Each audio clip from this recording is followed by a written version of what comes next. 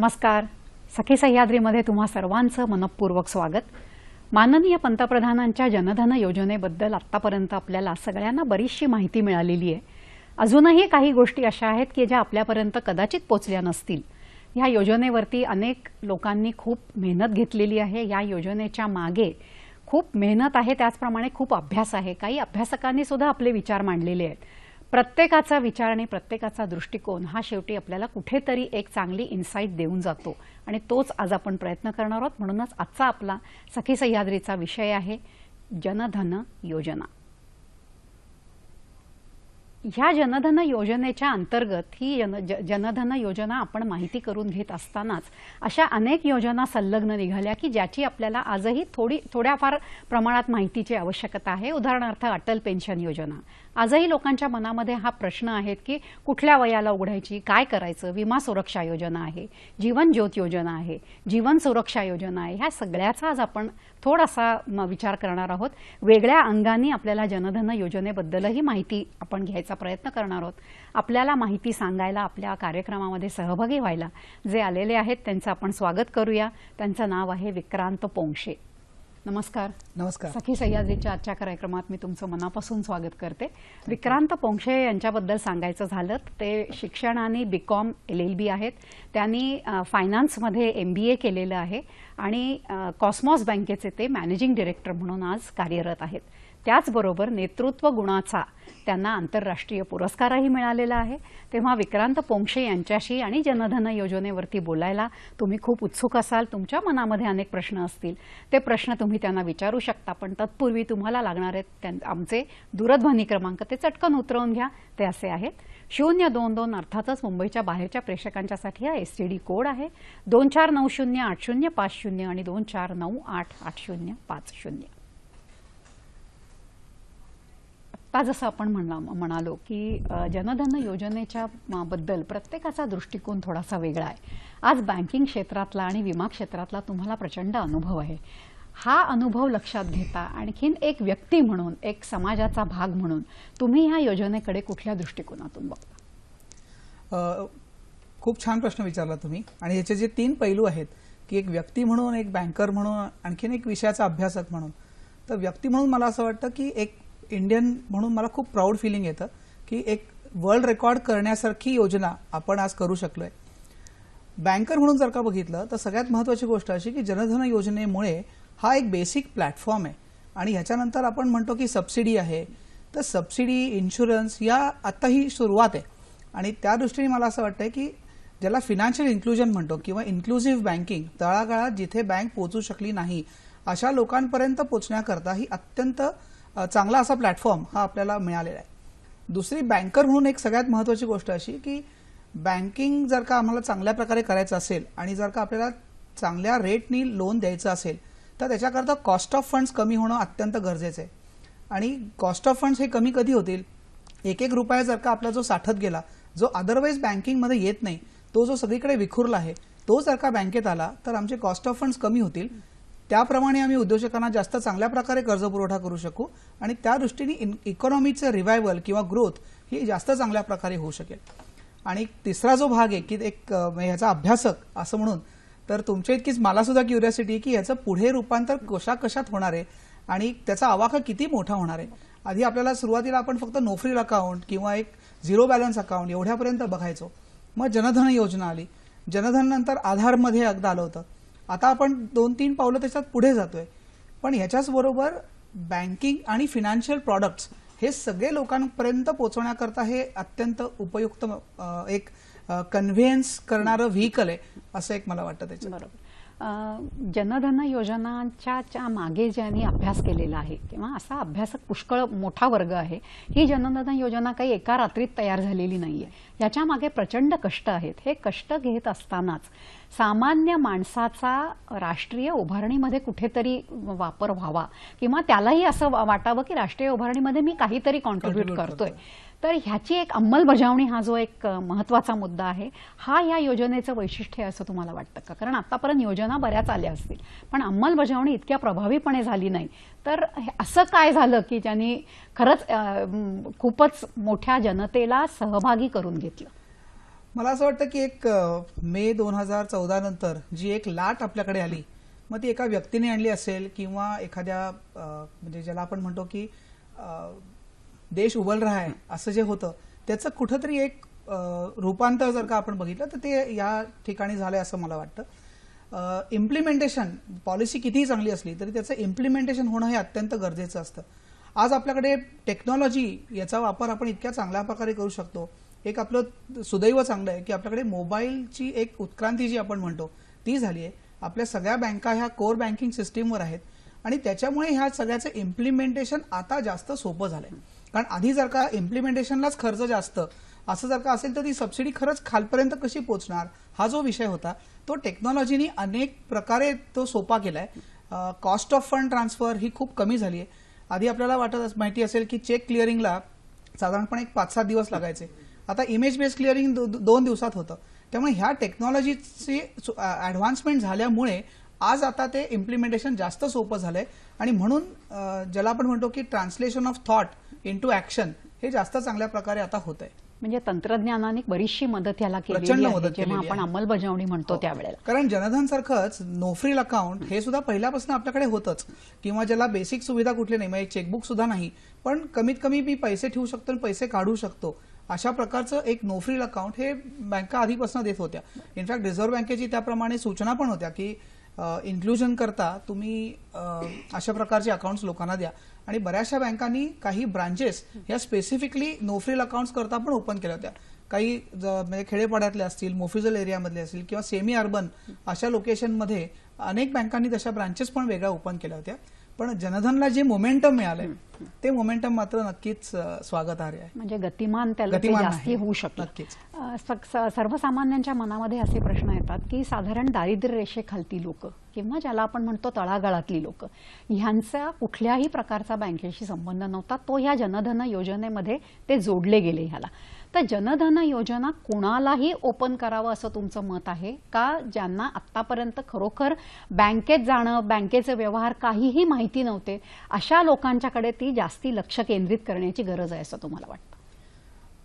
सगळ्यात गंमत जर का तुम्ही बघितली तर नॉर्मली आपल्याला असं वाटतं की खेडेगावात मध्ये किंवा मोफिजल एरियामध्ये लोकांचं बँक अकाउंट नाही किंवा तिथे ब्रांच नाही, एखादी बँक नाही, त्याच्यामुळे त्यांचं बँकिंग नाहीये.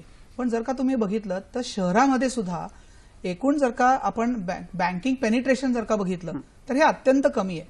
तर त्यामुळे असा जो आपला एक गैरसमज असतो की मला काही समाजसेवा करायची किंवा बँक अकाउंट किंवा जनधन आहे हे फक्त डाऊन ट्रॉडेड किंवा तळागाळातल्या लोकांकरता येतं, तसं नाहीये. ते कुणीही ओपन करू शकतं.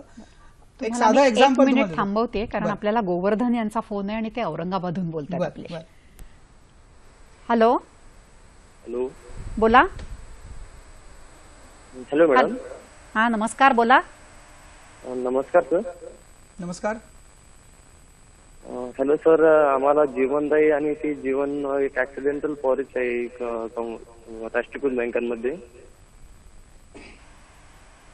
हा आपला प्रश्न विचारा सलग. तर त्यामध्ये दोन्ही मधला आम्हाला फरक जाणून घ्यायचा होता मॅडम. दोन्हीतला त्यांना फरक जाणून घ्यायचा होता. छान प्रश्न आहे तुमचा. दोन्हीतला फरक असा आहे की जी जीवन ज्योती योजना आहे ती लाईफ इन्शुरन्स करता आहे आणि सुरक्षा जी योजना आहे ती ऍक्सिडेंटल कव्हर आहे. आता याच्या दोन मध्ये फरक आहे की जनरल इन्शुरन्स कंपन्या ज्या आहेत त्यांनी ऍक्सिडेंटल इन्शुरन्स दिलाय आणि ज्या लाईफ इन्शुरन्स कंपन्या आहेत त्यांनी लाईफ इन्शुरन्स जीवन ज्योती योजना दिली आहे. आता याच्यात महत्वाचा फरक असा आहे की आपण आधी सुरक्षाबद्दल बोलूया. ऍक्सिडेंटल कव्हर जो आहे 2 लाखापर्यंतचं कव्हर त्याला आहे आणि 18 वर्षापासून 70 वर्षापर्यंत कुणीही या योजनेमध्ये एनरोल करू शकतं. 12 रुपये हे त्याचा मासिक प्रीमियम जो आपण म्हणतो तो आहे. दुसरी महत्वाची गोष्ट, प्रीमियम भरायची जे आपण मोड ऑफ पेमेंट जे म्हणतो हे फक्त तुमच्या बँक अकाउंटमधनं ऑटो डेबिटच होणार आहे. तुम्ही जाऊन उद्या मी कॅश पैसे 12 रुपये भरतो म्हटलं किंवा चेक देतो म्हटलं तर तसे होणार नाहीत. ऑटो डेबिट फॅसिलिटीनीच एका अकाउंटला निगडित असंच याचं स्वरूप असणार आहे आणि इन केस ऑफ डेथ 2 लाखापर्यंत त्याचा विमा आहे आणि ज्याला आपण म्हणतो की परमनंट टोटल डिसेबिलिटी म्हणजे समजा एक डोळा एखादा निकामी झाला किंवा एक हात निकामी झाला तर त्याकरता 1 लाख रुपयापर्यंतचं त्याला इन्शुरन्स कव्हर आहे. पण 2 हात गेले समजा किंवा दोन्ही डोळे गेले तर as if it is a death, permanent total डिसेबिलिटीला 2 लाखापर्यंतचा इन्शुरन्स त्याला मिळणार आहे. आता याचा पॉलिसी पिरियड जो आहे हा 1 जून पासून ते 31 मे पर्यंत असा आहे आणि दरवर्षीचा रिन्युअल प्रीमियम 12 रुपयाप्रमाणे हा अकाउंटमधनं डायरेक्टली डेबिट होणं हे अत्यावश्यक आहे. आता जीवन ज्योती योजना जी आहे तर ती सुद्धा 2 लाखापर्यंतच प्रीमियम आहे, पण तो लाईफ इन्शुरन्स आहे. म्हणजे त्याच्यात ऍक्सिडेंटल बेनिफिट किंवा असं नाहीये. जर का नैसर्गिक मृत्यू किंवा अपघाती मृत्यू झाला पण मृत्यू झाला तर मात्र लाईफ इन्शुरन्स असल्यामुळे तर त्याचा बेनिफिट आपल्याला मिळू शकतो. 330 रुपये त्याचा प्रीमियम आहे, वार्षिक प्रीमियम आहे आणि तो सुद्धा ऑटो डेबिट या तत्वानीच हे होणार आहे. या दोन्ही करता आधार नंबर जो आहे तो लिंक करणं हे आता जरी मॅन्डेटरी आणि कंपल्सरी नसलं तरी ते जास्त सोयीचं आहे, कारण डुप्लिकेशन व्हायला नको. एका व्यक्तीला एकच विमा असं याचं स्वरूप आहे दोन्ही करता. हा 2 मधला बेसिक फरक आहे. बरोबर आहे. आपण एक छोटासा मुद्दा बोलत होतो आणि इतक्यात फोन आल्या म्हणून आपण थांबलो की तुम्ही एक उदाहरण देत होतात. माझा प्रश्न असा होता की सर्वसामान्य सगळ्यांनीच हे जनधन योजनेच्या मध्ये खाती उघडावीत का? मी सांगत होतो तसं की शहरात असो किंवा खेड्यात असो कोणीही व्यक्तींनी जनधन योजनेमध्ये भाग घ्यायला हरकत नाही. याच्याच बरोबर सगळ्यात महत्वाची गोष्ट अशी आहे की 15 ऑगस्ट ते 26 जानेवारी ह्या कालावधीत ज्यांनी अकाउंट ओपन केलेत आणि आपल्याला एक जे Guinness book of world record झालंय तर याच्यात जास्त आणखी काय होतं, म्हणजे जास्त महत्वाचं काय होतं तर आपल्याला बरेचदा माहिती आहे की डेबिट कार्ड किंवा एक क्रेडिट कार्ड म्हटलं की आपण मास्टर कार्ड किंवा व्हिसा कार्ड असं पटकन लक्षात येतं.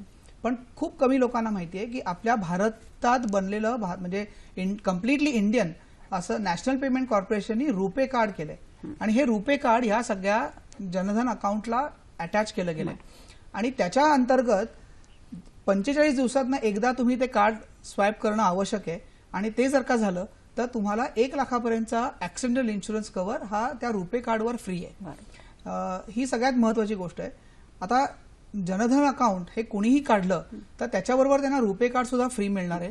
त्याच्याकरता वेगळे चार्जेस हे त्यांना असणार नाहीयेत आणि 4 साधारणपणे ट्रान्झॅक्शन्स हे ते त्याच्यामध्ये फ्री करू शकतात. त्यामुळे ज्याला बेसिक अकाउंट आपण म्हणतो हे बेसिक अकाउंट कोणी ओपन करू शकतं. दुसरी महत्वाची गोष्ट अशी आहे त्याला की इन्कम टॅक्स ज्यांना ऍप्लिकेबल नाहीये अशा लोकांकरता जनधन अकाउंट जर का असेल तर 6 महिन्यानंतर तुम्हाला एक ओव्हरड्राफ्ट फॅसिलिटी त्याच्यावर मिळणार आहे. 5,000 रुपयापर्यंतचे ओव्हरड्राफ्ट, म्हणजे गेल्या 6 महिन्यात तुम्ही जेवढे डिपॉझिट केलेत त्याच्या 50% किंवा 5,000. त्याला काही 2 नियम आहेत. पण ही ओव्हरड्राफ्ट फॅसिलिटी ही तुम्हाला तात्काळ मिळणार आहे. ज्या ब्रांचमध्ये तुम्ही त्याचं अकाउंट ओपन झालं असेल तुमचं त्या ब्रांच मॅनेजरलाच ती पॉवर आहे आणि इमिजिएटली ते त्याच्यावर ओव्हरड्राफ्ट तुम्हाला देऊ शकतात.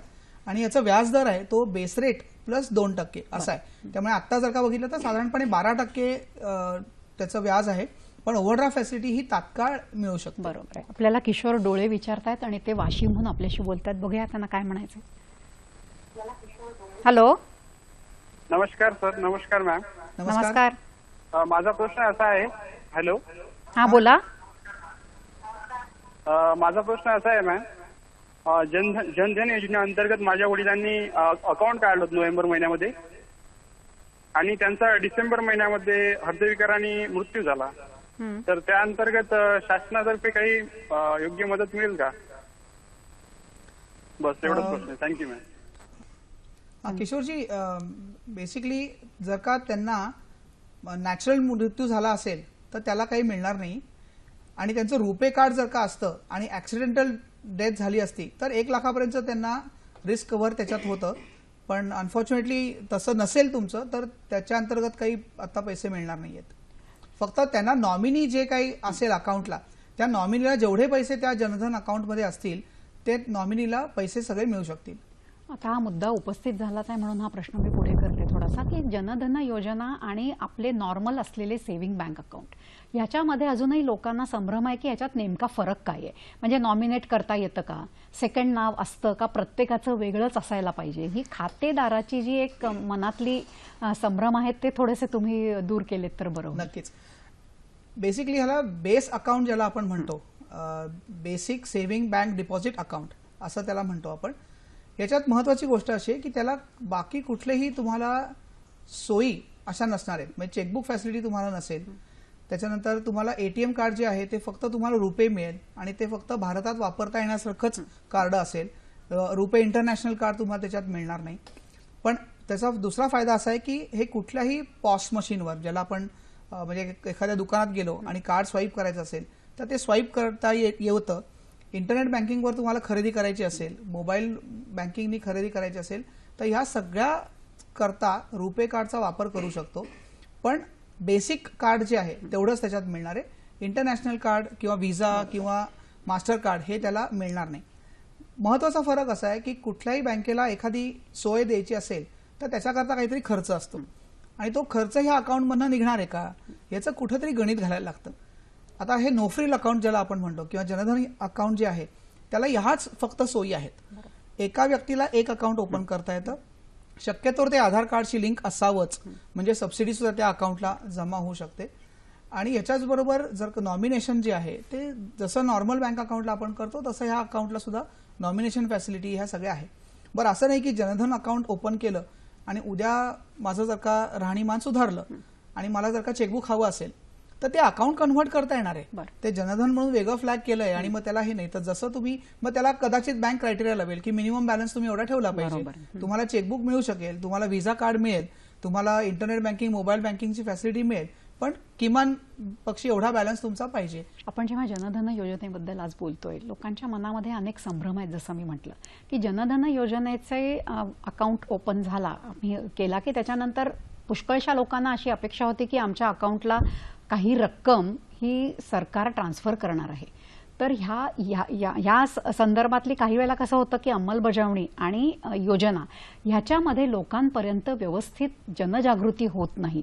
तर हे जनजागृतीचं माध्यम जर प्रत्येकाने आपापल्या हातात घ्यायचं म्हटलं, सुशिक्षित लोकांनी, विचारवंत लोकांनी, तर मला असं वाटतं हे संभ्रम लवकर दूर होतील. तर ह्या संभ्रमातले तुम्हालाही काही अनुभव आले असतील तर काय नेमका संभ्रम लोकांच्या डोक्यात आहे? पहिल्यांदा असं लोकांना वाटलं की आम्ही अकाउंट ओपन केलं म्हटल्यानंतर सरकार त्याच्यात काहीतरी पैसे जमा करणार आहे.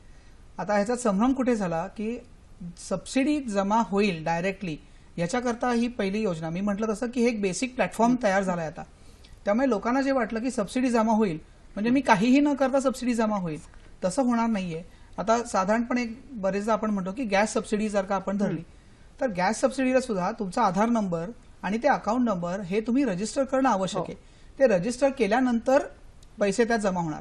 बरं, बरेचदा असं लोकांनी केलं की एकापेक्षा अनेक अकाउंट ओपन केले.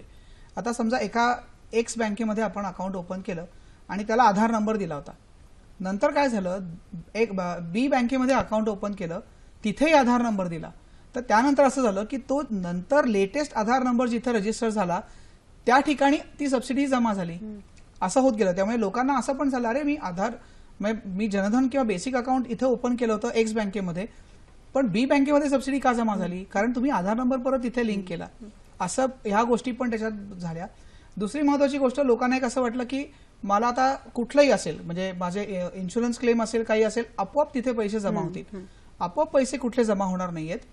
इथून पुढे ज्या ज्या सबसिडीज मिळतील किंवा फॉर एक्झाम्पल आता आपण जीवन सुरक्षा योजना आहे किंवा अटल पेन्शन योजना आहे, याच्यामधले क्लेम्स जे आहेत ते डायरेक्ट अकाउंटला जमा होणार आहेत. आता काहीही मी न करता असे जमा होणार नाहीत. पण ह्याबद्दल लोकांना खूप संभ्रम होते. अनेक लोकांनी असा पण प्रश्न विचारला की 2 लाखापर्यंत आता इन्शुरन्स आहे, 12 रुपये हप्ता आहे, मग मी 24 रुपये भरले तर 4 लाख मिळेल का? किंवा मग मी माझ्या सगळ्या एम्प्लॉईज करता मी तो घेऊ का, त्यांचे प्रीमियम मी भरू का? आता त्यांचे प्रीमियम जर का एखाद्याला भरायचे असतील तर त्याला काही कुणाचं दुमत असायचं कारण नाही, बंधन नाहीये. पण प्रीमियम जो आहे तो त्या व्यक्तीच्या अकाउंट मधनं जमा होणं आवश्यक आहे. हा सगळ्यात महत्वाचा आहे. त्यामुळे तुम्हाला 12 रुपये एखाद्या कंपनीला एम्प्लॉई करता भरायचे असतील तर ते 12 रुपये त्या अकाउंटला आधी ट्रान्सफर करावे. त्या अकाउंट मधनं आपोआप ते ट्रान्सफर होऊ शकते. त्याला काहीतरी पद्धत आहे, सिस्टीम आहे. आपल्याला मोहन कडलासकर आपल्याशी बोलतात आणि ते पुण्याहून बोलतात. हॅलो, बोलतोय पुण्याहून. हा बोला.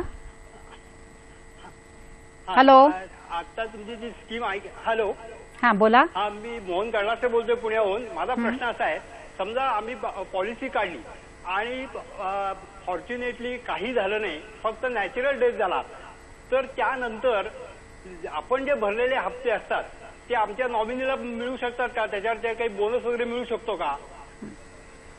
खूप महत्वाचा प्रश्न आहे, प्रत्येकाच्या मनात आहे हा प्रश्न. मोहनजी, नॉर्मली आता असं आहे की इन्शुरन्स म्हटलं की आपल्या सगळ्यांना असं वाटत असतं की त्याच्यावर काहीतरी परतावा मला मिळणार आहे, पण इतक्या कमी प्रीमियममध्ये जर का एखादा रिस्क कव्हर द्यायचा असेल तर त्याला कुठलाही परतावा देणं शक्य नाही. त्यामुळे सुदैवाने जर का काहीच झालं नाही आणि जर का म्हणजे इन्सिडेंट झाला नाही तर ह्याच्यात काही पैसे परत कुणालाच मिळणार नाहीयेत. बरोबर. हे सगळं करत असताना सरकारचं सुद्धा एक स्वतःचं असं काही फायनान्शियल प्लॅनिंग त्याच्या मागे असेल, बरोबर आहे. तर हे प्लॅनिंग थोडंसं समजून घ्यायला आम्हाला आवडेल की हे नेमकं काय असतं, की माझ्याकडे आज काहीही पैसे नाही आहेत, मला सबसिडी जमा होते, माझ्याकडून असं काही कॉन्ट्रीब्यूट सरकारला होत नाहीये, पण तरी देखील हे सगळं चालणार कसं, हा कारभार चालणार कसा आणि ही चळवळ असते कशी. 3-4 महत्वाचे मुद्दे आपण ह्याच्याकरता विचारात घेणं गरजेचं आहे. एक म्हणजे मगाशी मी म्हटलं तसं की जो सर्वसामान्य माणसांकडे जो पैसा आहे हा जो कुठेतरी आपल्या चलनात येत नाही, कारण जितकं चलन पैशाचं होईल तितका त्याची वृद्धी होते आणि हा कुठेतरी आयडल राहतो. आज अनेकदा आपण बघितलं असेल की म्हणजे इन्शुरन्स कंपन्या सांगतात की एखाद्याला 10 लाखाचा विमा उतरायचा असेल तर लोक पिशवीतून पैसे घेऊन आणून समोर ठेवतात की हे 10 लाख रुपये घ्या, मला इन्शुरन्स द्या. इतका पैशाचा साठा. आणि आपण भारतीयांची एक पद्धत असते ना, आपण सेव्हिंग हॅबिट आपली खूप चांगली आहे, पण ती सेव्हिंग हॅबिट योग्य दिशेने चॅनलाइज करण्याकरता ज्याला आपण मॉपिंग अप द लिक्विडिटी असं म्हणतो, ते एक सगळ्यात मोठं उद्दिष्ट ह्याच्यात आहे. दुसरी महत्वाची गोष्ट अशी आहे की आपण जर का बघितलं तर सोशल सिक्युरिटी स्कीम ही आज आपल्याकडे कुठे अस्तित्वात नाही. त्याच्याकरता हे पहिलं पाऊल आहे असं आपण धरायला काही हरकत नाही. पण ह्याच्यात सगळ्यात महत्वाची गोष्ट अशी की याचं जे इम्प्लिमेंटेशन आहे ह्याच्यात काही खूप छान खूबी त्याच्यात आहेत आणि जे आतापर्यंत आपल्याकडे ओपनली डिस्कशन झाल्या नाहीत. एक सगळ्यात महत्वाची गोष्ट म्हणजे आता समजा प्रीमियम एवढा कमी कसा, हा परवडेल कसा, तर ह्याच्याकरता असं आहे क्लेम सेटलमेंट रेशो जो आहे तो जितका कमी असेल तितकी ही स्कीम जास्तीत जास्त लोकप्रिय होईल. त्यामुळे मला असं वाटतं की आपण जर का एक खरंच प्राऊड इंडियन असो तर आपण सगळ्यांनी ह्या जर का सहभागी घेतला आणि ह्या दोन्ही स्कीम्स म्हणजे इन्शुरन्स करताच्या दोन्ही स्कीम्सला आपण जर का एनरोल केलं तर मला असं वाटतं की जितका ब्रॉड बेस्ड होईल आणि त्याच्यानंतर क्लेम सेटलमेंट रेशो जितका कमी होईल तितकी ही स्कीम सक्सेसफुल होईल. त्यामुळे जर का एक 10 लोक असतील आणि 10 पैकी 3 लोक मेली आणि त्यांना जर का पैसे द्यायचे जर का परिस्थिती आली तर ही सस्टेनेबल होणार नाही. वर्षानुवर्ष ही चालवणं ही खूप अवघड होईल. पण ते जर का एक 1000 लोक असतील आणि 1000 पैकी 3च लोकांना क्लेम द्यायची वेळ आली तर ते सस्टेनेबल होते. त्यामुळे जितकं जास्त पेनिट्रेशन ह्याचं होईल, जितका ब्रॉड बेस्ड ही होईल तितकं चांगलं होईल. दुसरी महत्वाची गोष्ट इन्शुरन्समध्ये जेव्हा याचा विचार झाला त्यावेळेस अनेकांनी असं त्याच्यात जेव्हा आपण एखादी गोष्ट चांगली करायचं म्हणतो त्यावेळेस रेझिस्टन्स हा खूप येत असतो. आता याच्यात असं झालं होतं की मध्ये एकदा माहिती असेल तर कॅटल इन्शुरन्स किंवा पिकांचा इन्शुरन्स असतो त्याच्यामध्ये फसवणुकी पण खूप झाल्यात. मग असं असताना हे पैसे खरंच तिथपर्यंत पोहोचतील का. आता जर का तुम्ही बघितलं तर ह्याचं मेकॅनिझम कसं आहे, प्रत्येक ब्रांचनी किंवा बँकेनी एखाद्या इन्शुरन्स कंपनीची टायअप केलंय. आता प्रायव्हेट इन्शुरन्स कंपनी असतील किंवा नॅशनलाइज इन्शुरन्स कंपनी असतील या सगळ्यांनीच ही स्कीम आणली आहे. पण त्याची मास्टर पॉलिसी जी आहे ती प्रत्येक बँकेकरता वेगळी आहे. त्यामुळे तो क्लेम सेटलमेंट रेशो किंवा तो जो पूल ऑफ अकाउंट्स आहेत हे त्या बँकेकरता स्पेसिफिक आहेत. दुसरी महत्वाची गोष्ट, एक त्या व्यक्तीशी रिलेशनशिप ही बँकेची असणं हे त्याच्यात एक मूलभूत त्याच्यात अपेक्षा आहे की तुम्ही जेव्हा अकाउंट ओपन करताय तेव्हा त्या व्यक्तीबद्दलची बेसिक माहिती ही तुमच्याकडे आहे. त्यात खोटा क्लेम कुठे होणार नाही याची जबाबदारी थोडीफार बँकांवर नक्कीच आहे. कारण एखादा क्लेम आला तर त्या व्यक्तीचे केवायसी डॉक्युमेंट्स आहेत की नाही, त्याचे प्रीमियम भरले गेलेत की नाही, ऑटो डेबिट झाले की नाही, ही सगळी माहिती बँकेनी आधी थोडीशी शहानिशा करायची आणि मग क्लेम सेटलमेंटला द्यायचे. त्यामुळे जे प्रॉब्लेम्स इम्प्लिमेंटेशनमध्ये येत होते ते बहुतांशी सोपे करण्याचा किंवा त्याच्यावर काहीतरी एक रूट कॉज शोधून त्याच्यावर एक कुठेतरी एक ट्रॅक्शन आणण्याचा प्रयत्न या सगळ्या स्कीममध्ये झाला. बरोबर. अरुण डोंगे आपल्याशी बोलतात, बघूया त्यांना काय म्हणायचंय. हॅलो. हॅलो. हा बोला. नमस्कार मॅडम, मी अरुण डोंगे बोलतोय, अरुण सिल्लोडहून. माझा 2 प्रश्न आहे. पहिला प्रश्न आहे, जनधन योजनेमध्ये स्पष्ट केली गेली आहे की बचत खाते उघडण्यासाठी आधार कार्ड असेल तर आधार इतर कोणत्याही ओळखपत्राची आवश्यकता नसते आणि जर आधार कार्ड नसेल तर मतदान ओळखपत्र, रेशन कार्ड, वाहन चालवण्याचा परवाना असे ओळखपत्र रिलीव्हर म्हणून प्रचलित आहे. आणि बचत खात्यासाठी आधार कार्ड नसेल तर असे ओळखपत्र चालतात. मात्र सरपंचांचे पत्र किंवा नगरसेवकांचे पत्र ही बचत खाते उघडण्यासाठी ग्राह्य धरले जात असतानाही बँकेकडून हे ओळखपत्र नाकारले जातात. तर माझा यावर प्रश्न आहे की बचत खाते उघडण्यासाठी लागणारी कागदपत्रे बँकेचे दर्शनी ठिकाणी लावणे सक्तीचे करून खातेदारांमध्ये कागदपत्राविषयीचा संभ्रम दूर होण्यास मदत होऊ शकते का. आणि दुसरा प्रश्न आहे की जनधन योजनेच्या यशस्वीतेसाठी शासनाचे बँकेला आणि बँकेचे शासनाला कशा प्रकारचे सहकार्य लाभत आहे? थँक्यू. दोन्ही प्रश्न त्यांचे चांगले आहेत. खूपच छान प्रश्न आहेत. आधार कार्ड असेल तर ते तुमचं आयडेंटिटी प्रूफ आणि ऍड्रेस प्रूफ असं दोन्हीचं काम करतं. त्यामुळे आधार कार्ड असेल तर बाकी कुठल्याही डॉक्युमेंटची खरंच आवश्यकता नसते. पण त्यांनी आता म्हटलं तसं की जर का ते नसेल तर काय करावं, तर रिझर्व्ह बँकेने याच्याकरता ऑगस्ट 2014 मध्ये एक सर्क्युलर काढलंय आणि त्यात त्यांनी सांगितलंय की ज्याला आपण सिंपल केवायसी असं जे म्हणतो, सेल्फ डिक्लेरेशन किंवा तुम्ही म्हटलं तसं सरपंच किंवा नगरसेवक यांचं एक सर्टिफिकेशन आणलं की हा माणूस या ठिकाणी राहतो आणि त्याचा हा फोटोग्राफ आहे, तर आयडेंटिटी आणखीन ऍड्रेस या दोन गोष्टी अशा सर्टिफाय जर का झाल्या तर ते अकाउंट ओपन करता येतं. अकाउंट ओपन करता येत असं नाही, फक्त त्याला मर्यादा अशी घातली आहे की किमान वर्षभरात त्या व्यक्तीने त्या कागदपत्रांची पूर्तता करावी. म्हणजे एकतर आधार कार्ड काढावं किंवा एक त्याचं दुसरं ड्रायव्हिंग लायसन्स असेल किंवा ऍड्रेस प्रूफ आणि आयडेंटिटी प्रूफ. एक वर्षभराचा कालावधी आहे. या वर्षभरामध्ये तुम्ही अकाउंट ऑपरेट करू शकता. फक्त त्याच्यात त्यांनी मर्यादा अशी घातली आहे की 1 लाखापेक्षा जास्त एकूण त्याच्यात जमा व्हायला नको आणि साधारणपणे ऍव्हरेज बॅलन्स जो आहे हा 50,000च्या वर नको. आता ह्याचं कारण सुद्धा असं आहे, काही गोष्टी इतक्या ओपनली खरं बोलू नये, पण आजकाल जसं आपण घर भाड्याने देतो तसं अकाउंट सुद्धा भाड्याने देता येतं आणि लोक देत आहेत.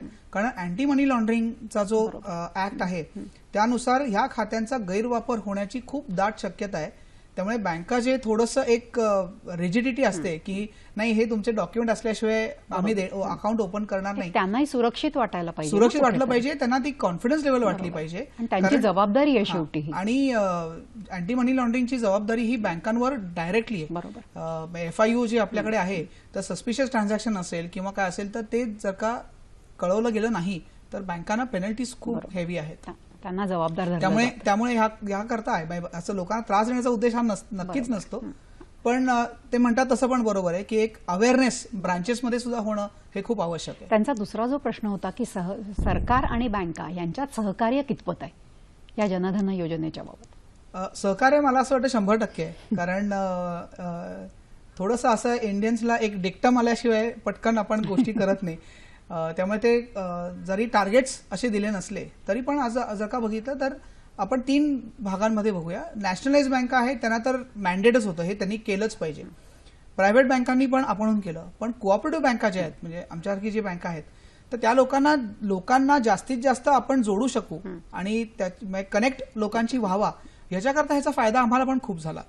त्यामुळे एक बिगर पिक्चर हे सरकारचं चांगलं होतंच, पण त्याचबरोबर बँकांचा सुद्धा फायदा आहे. आणि जिथे सर्वांचा फायदा आहे अशी कुठली गोष्ट मला असं वाटतं त्यात इम्प्लिमेंटेशनला किंवा रुजायला जास्त वेळ लागत नाही. बरोबर. संगीता ढगे यांचा फोन आहे आणि त्या डोंबिवलीहून बोलतायत आपल्याशी. हॅलो, नमस्कार सर. नमस्कार मॅडम. मी संगीता ढगे बोलते डोंबिवलीवरून. माझा असा प्रश्न आहे की ती जीवन सुरक्षा योजना निघाली आहे, त्याचे प्रीमियम आपण भरले 60 वर्षापर्यंत आहे, तर आपण भरत राहिलो आणि मध्येच आपली नॅचरल डेथ झाली तर त्याचा जो 2 लाखापर्यंतचा विमा आहे तो आपल्या नॉमिनीजला मिळेल की नाही, असा माझा प्रश्न होता. थँक्यू. नाही, नॉमिनीला 100% मिळेल जर का तुम्ही प्रीमियम भरत असाल आणि ते ह्याच अकाउंटमधनं ऑटो डेबिट होऊन जर का भरत असाल तर नॉमिनीला 100% इन्शुरन्स क्लेम मिळेल. आणि इन्शुरन्स क्लेम जर का तुम्ही फॉर्म बघितला तो इतका सोपा करून ठेवलाय, म्हणजे जितकं एनरोलमेंट करता सोपं आहे, एक 5-7 गोष्टी तुम्ही दिल्या तर ते जितकं सोपं आहे तितकाच क्लेम सेटलमेंटचा फॉर्म हाही तितकाच सोपा आहे. त्यामुळे त्याची शंका बाळगायचं काही कारण नाही. आणि म्हटलं तसं मास्टर पॉलिसी आहे, त्या इन्शुरन्स कंपनी आणि बँक यांच्यामधला तो करार आहे, ती एक मास्टर पॉलिसी आहे. त्यामुळे तुमचा सिंगल पॉईंट ऑफ कॉन्टॅक्ट हा बँकच असणार आहे, ती ब्रांचच असणार आहे. बाकी इकडे तिकडे तुम्हाला पळायची काय आवश्यकता नाहीये. आणि क्लेमचे फॉर्म्स जे आहेत हे सार्वत्रिक उपलब्ध आहेत. तुम्ही कुठल्याही इन्शुरन्स कंपनीमध्ये कुठल्याही बँकेमध्ये कुठनंही हे फॉर्म्स घेऊ शकता, इंटरनेटमधनं सुद्धा डाउनलोड करू शकता, पण मुबलक प्रमाणात अवेलेबल आहेत सगळीकडे. जनधन योजना काय किंवा जीवन सुरक्षा योजना काय, अटल पेन्शन योजना काय, ह्याच्या मागे एक थोडासा उद्देश, हा असा मोठा उद्देश पण आहे का की भ्रष्टाचाराला कुठेतरी आळा घालता यावा. आणखीन महत्त्वाचा मुद्दा म्हणजे सावकारी पाशातनं सामान्य माणसाला कुठेतरी लांब करता यावं की ज्याच्यामध्ये तुम्ही जनधन योजनेशी तुम्ही जर संलग्न असाल तर तुम्हाला जर कर्ज, अगदी सूक्ष्म कर्ज जरी म्हटलं तरी हवं असलं तरी ते लवकर मिळेल किंवा ते तुम्ही कुठेतरी सावकाराच्या ह्याच्यातनं लांब जावं हे पण उद्देश या मागचे आहेत का? 100% आहेत. बँकांचं मेन उद्दिष्ट जर का बघितलं तर शक्यतो कुठेतरी सावकारी बंद व्हावी ह्याकडेच नक्की आहे. आणि आता मायक्रो फायनान्स इन्स्टिट्यूशन्स पण खूप आहेत, त्यामुळे बँका किंवा नॉन बँकिंग फायनान्शियल इन्स्टिट्यूशन्स यांच्याकरता याचा नक्कीच वापर होईल. दुसरं महत्वाची गोष्ट ह्याच्यात अशी आहे की जनधन खातं जे आहे ते किंवा मायक्रो फायनान्स, मायक्रो इन्शुरन्स हे बँकांनीच केलं पाहिजे किंवा तिथं ब्रांच असली पाहिजे असं काय आवश्यकता नाहीये. ज्याला बिझनेस करस्पॉन्डंट मॉडेल म्हणतो त्या मॉडेलमधनं लोकांपर्यंत आपण चांगल्या प्रकारे पोहोचू शकतो. आणि बिझनेस करस्पॉन्डंटला आता बऱ्याचशा बँकांनी म्हणजे इन्क्लुडिंग कोऑपरेटिव्ह बँक्स एक फक्त टॅबलेट आणि एक बायोमेट्रिक डिव्हाइस या 2 गोष्टी असल्या तर तुम्ही सगळे व्यवहार हे तुम्ही त्या बिझनेस करस्पॉन्डंट बरोबर करू शकता. आता एक मानसिकता आपली जी असते की मला इन्स्टंट पैसे मिळतात का नाही. आता ह्याच्यात भारतात नाही तर बाहेर परदेशात सुद्धा अनेक देशांमध्ये याच्याबद्दल खूप संशोधन झालंय. आणि ज्याला आपण तुम्ही बघितलं असेल की टेलिफोन कंपन्या ज्या आहेत तर त्यांनी सुद्धा एक तो मनी ट्रान्सफर असं एक हे सुरू केलं होतं. याच्यात टेक्नॉलॉजीचा वापर इतका प्रचंड झालाय की आधी जेव्हा आपण चेक वापरायचो तो चेक वापरणं बंद केलं, मग आपण आरटीजीएस करायला लागलो, त्याच्याकरता 25 रुपये द्यायला लागायचे, मग एनईएफटी आलं, आता आयएमपीएस आलं. आयएमपीएस मध्ये काही पैशांमध्ये इन्स्टंट पैसे ट्रान्सफर होतात, 24 तास ते चालू असतं, त्याला कुठली कट ऑफ डेट नसते, कट ऑफ टायमिंग नसतं. आणि ह्यामुळे इन्स्टंट मनी ट्रान्सफर हे इतकं सोपं झालंय की खिशात पैसे असण्यासारखंच ते झालेलं आहे.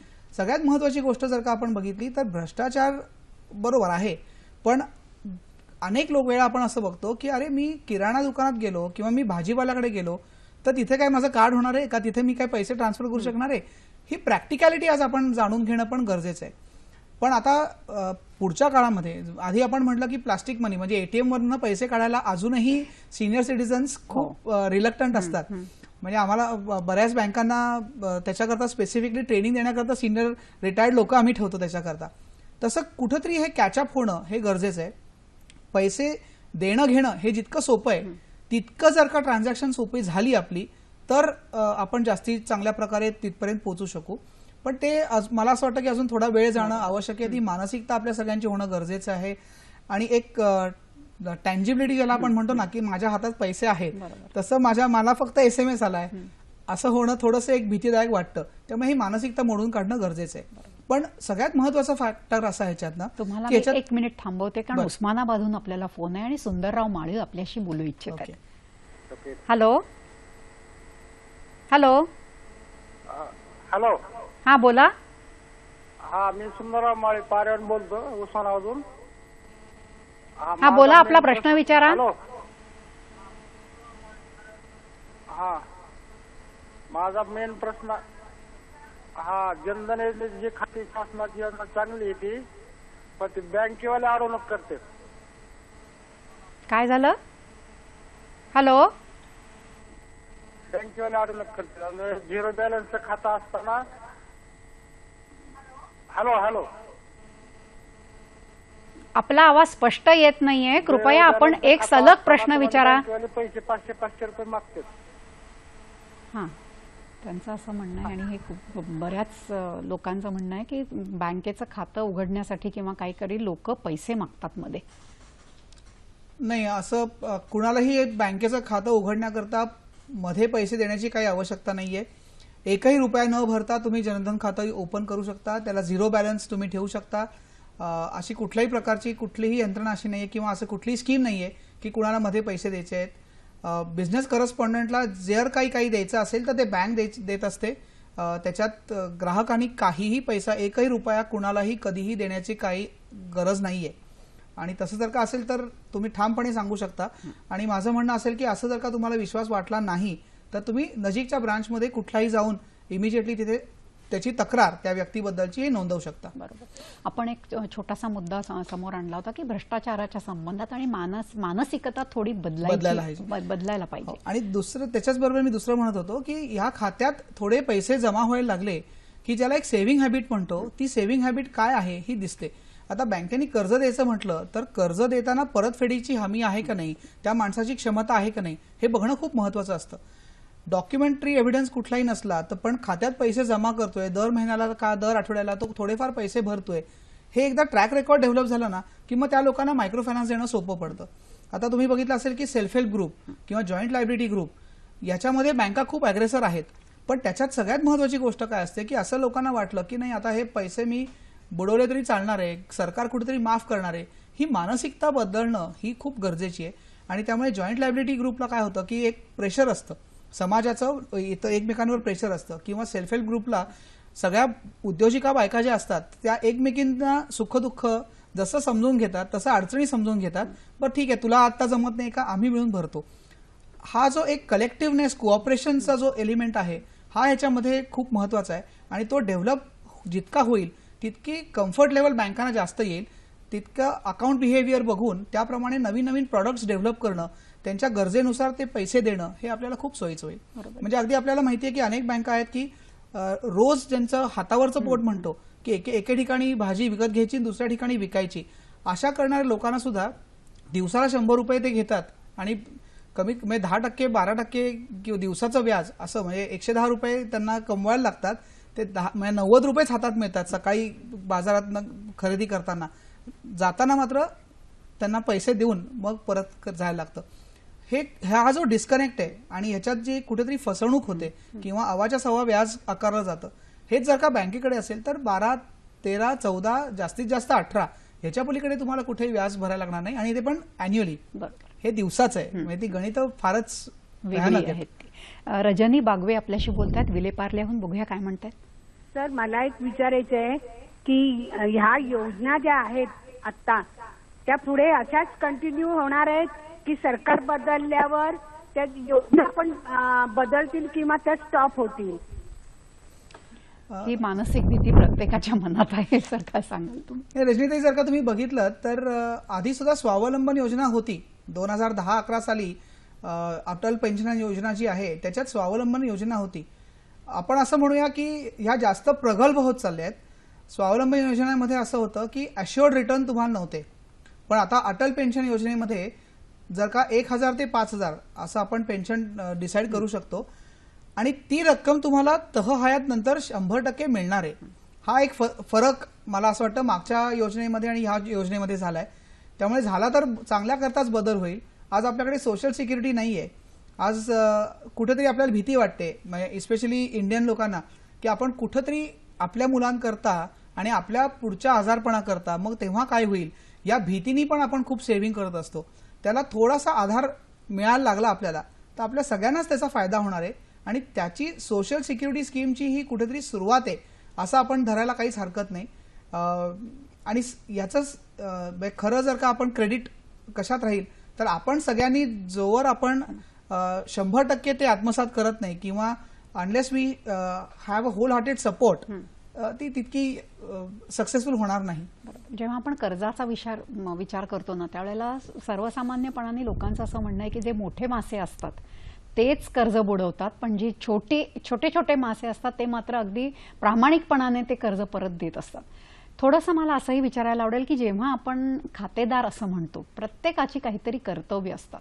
हक्क तुम्हाला पहिल्यांदा कळतात, कर्तव्य तितक्या यांनी कळत नाहीत, हे एक दुर्दैव आहे. तर कर्तव्य सुद्धा काय असावीत आणि काय असायला पाहिजेत असं तुम्ही एक अभ्यासक म्हणून, एक बँकेचे मॅनेजर म्हणून नेमकं काय सांगाल? बँकेचा मॅनेजर किंवा अभ्यासकपेक्षा लोकांना फायदा व्हावा ह्याच्याकरता मला असं वाटतं की काही कर्तव्य त्यांनी बजावणं खूप गरजेचं आहे. सगळ्यात महत्वाची गोष्ट म्हणजे आपण आपली एखादी मौल्यवान वस्तू एक पटकन दुसऱ्याला देऊन टाकतो का, ती तशी देत नाही पटकन. तसं मला असं वाटतं की बँकेचा अकाउंट नंबर किंवा बँकेविषयीची माहिती ही दुसऱ्यांना शक्यतोवर देऊ नये, कारण आजकाल फ्रॉड्स हे सगळ्या प्रकारे होत चाललेत.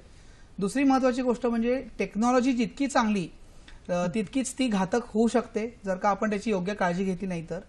तिसरी महत्वाची गोष्ट, आपला जो इन्फॉर्मेशन जी आहे म्हणजे ज्याला आपण डेमोग्राफिक इन्फॉर्मेशन म्हणतो किंवा पत्ता असेल किंवा फोन नंबर असेल, हे अपडेटेड इन्फॉर्मेशन बँकेला देण्याची जबाबदारी ही आपली आहे.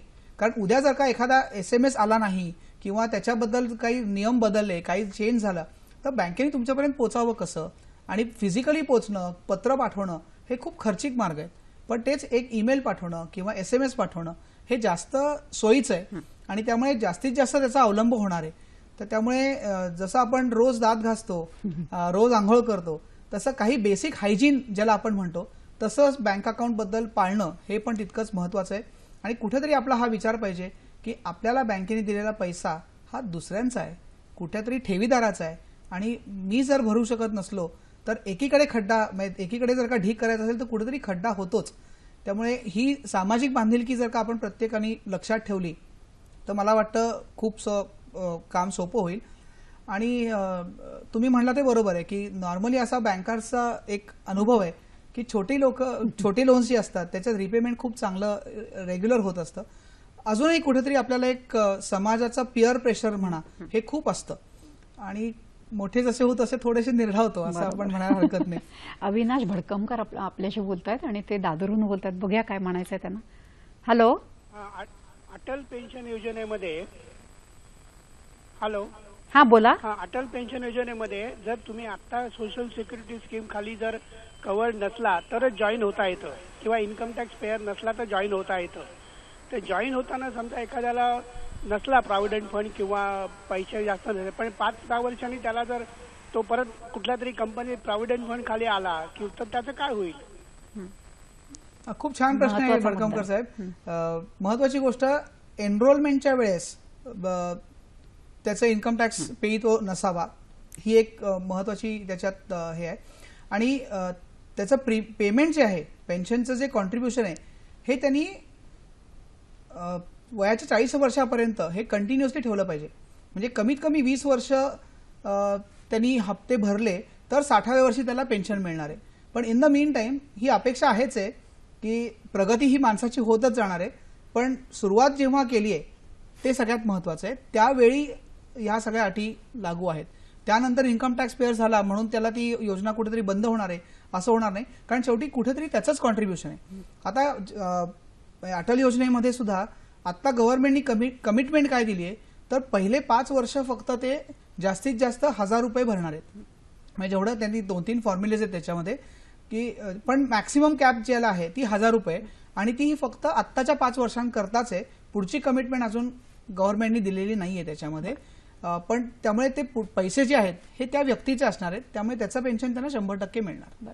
जेव्हा आपण विम्याचा प्रश्न उपस्थित करतो ना, आजही लोकांच्या मनामध्ये विमा म्हणजे बचत आहे हे नाहीये कुठेतरी, आणि हे होण्याची गरज आहे. तर तुम्ही त्याच्याबद्दल काय सांगाल? थोडंसं मी डेफर करेन की विमा म्हणजे बचत ही खरंच नाहीये. कारण इन्शुरन्स आणि बचत हे आपण खरं तर सेपरेट ठेवणं अत्यावश्यक आहे.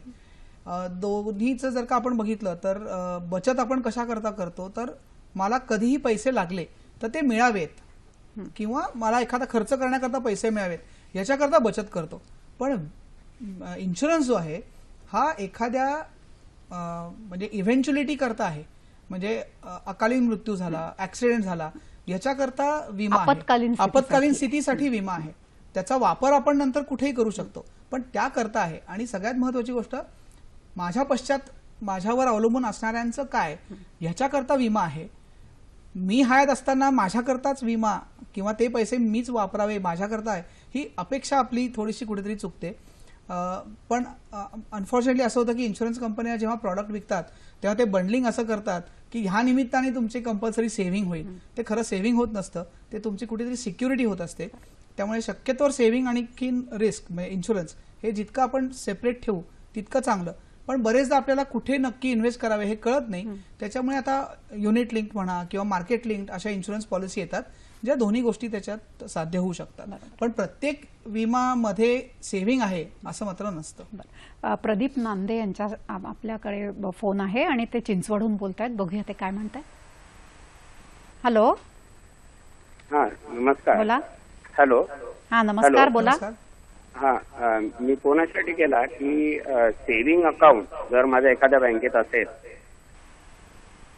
हा तर जनधन योजने अंडर जे अकाउंट आहे ते वेगळं उघडावं लागतं का आहे ते सेव्हिंग अकाउंट जनधन योजने अंडर कन्वर्ट करता येईल? प्रदीपजी तुमचा प्रश्न खूप चांगला आहे आणि बरेच शहरात राहणाऱ्या किंवा बँकिंग करणाऱ्या बरेच लोकांना संभ्रमात टाकणारा आहे. जनधन योजना जी आता 15 ऑगस्टला जी लॉन्च झाली तर ते बेसिक त्याचा उद्देश असा होता की ज्यांच्याकडे बँक अकाउंट नाही अशा लोकांपर्यंत पोहोचण्याकरता ते होतं. आणि 15 ऑगस्ट ते 26 जानेवारी याच्यामध्ये जे काही कालावधी आहे, या कालावधीमध्ये त्यांना रुपे डेबिट कार्ड दिलं होतं. पण आता ते अकाउंट बंद झालंय का, तर असं नाहीये. तर तुम्ही जनधन अकाउंट हे त्याला नो फ्रिल अकाउंट आहे, हे कधीही कुठेही कसंही उघडू शकता. आणि जर का तुमचं एक्झिस्टिंग नो फ्रिल अकाउंट असेल तर त्याला तुम्ही आधार लिंक केलं आणि सबसिडी करता केलं किंवा त्या अकाउंटला तुम्ही आता या सुरक्षा योजना याच्याचं प्रीमियम ऑथरायझेशन जर का दिलं तर तेच तुमचं बेसिक अकाउंट होईल, असं धरायला हरकत नाही काही. त्याकरता वेगळं अकाउंट ओपन केलं पाहिजे अशी काही आवश्यकता नाही. मगासपासून आपण सारखं असं म्हणतोय की जनधन योजना ही एवढी अंमलबजावणी त्याची उत्तम होऊ शकली, ह्याला एक तंत्रज्ञान कारणीभूत आहे. हे तंत्रज्ञान जाणून घेण्यासाठी म्हणून तुम्हाला एक बेसिक शिक्षणाची आवश्यकता आहे. जेव्हा आपण तळागाळातला माणूस असं म्हणतो किंवा त्याच्याकडे काही वेगळ्या दृष्टिकोनातून बघतो, तेव्हा हे SMS वाचणं, SMS येणं, ह्या गोष्टी, म्हणजे मला असं म्हणायचं की त्याचा एक जो बेसलाईन हे आहे तो ब्रॉडर असला पाहिजे, तो जास्ती व्यापक असला पाहिजे, तरच ह्या गोष्टी त्याच्यापर्यंत पोहोचू शकतील. की माझ्याकडे बाकीचं सगळं आहे पण मला SMS वाचता आला नाही, कोणाची तरी मदत घेणं आवश्यक आहे. मला रुपी कार्ड तुम्ही म्हणताय, तर त्याची म्हणजे ह्याच्यासाठी काही वेगळी यंत्रणा किंवा वेगळ्या काही माहिती पोचवून देण्यासाठी, त्यांना एक मदत करण्यासाठी, त्यांना एक ट्रेनिंग देण्यासाठी असा काही ग्रुप उपलब्ध आहे का, आणि असा असला तर त्याची आवश्यकता किती आहे? एकतर आपल्याला असं बरेचदा वाटतं की लोकांना आपण खूप गृहीत धरतो आणि त्यांना पटकन काही गोष्टी कळत नाहीत, असं एक आपल्याला वाटतं. पण जर का तुम्ही बघितलं तर मोबाईल हा आज जर का पहिल्यांदा जो एका कॉलला तुम्हाला आठवत असेल तर 200 रुपये इथपासून जी सुरुवात झाली, ते आता इतकं झालंय की आज कुठलाही व्यावसायिक असेल, म्हणजे अगदी रस्त्यावर झाडू मारणारा मनुष्य असेल किंवा कामवाली बाई असेल किंवा कुणीही असेल, ड्रायव्हर असेल, जवळजवळ सगळ्यांकडे मोबाईल आहेतच. आणि मोबाईलचं पेनिट्रेशन जर का बघितलं तर जगात सगळ्यात जास्त भारतात आहे. त्यामुळे बहुतांशी लोकांपर्यंत मोबाईल म्हणजे काय आणि SMS म्हणजे काय हे बरंचसं पोचलेलं आहे. पण त्यातूनही एज डिफरन्स जो आहे त्याच्यात जे थोडेसे सिनियर आहेत, या लोकांना अजून ती टेक्नॉलॉजी त्यांनी आत्मसात करायला अवघड जात आहे. पण आज तुम्ही बघितलं तर एक 4 वर्षाचा मुलगा सुद्धा मोबाईलशी खेळतो. त्यामुळे ह्याच्याकरता वेगळं असं काही करावं अशी आवश्यकता खरं वाटू नये.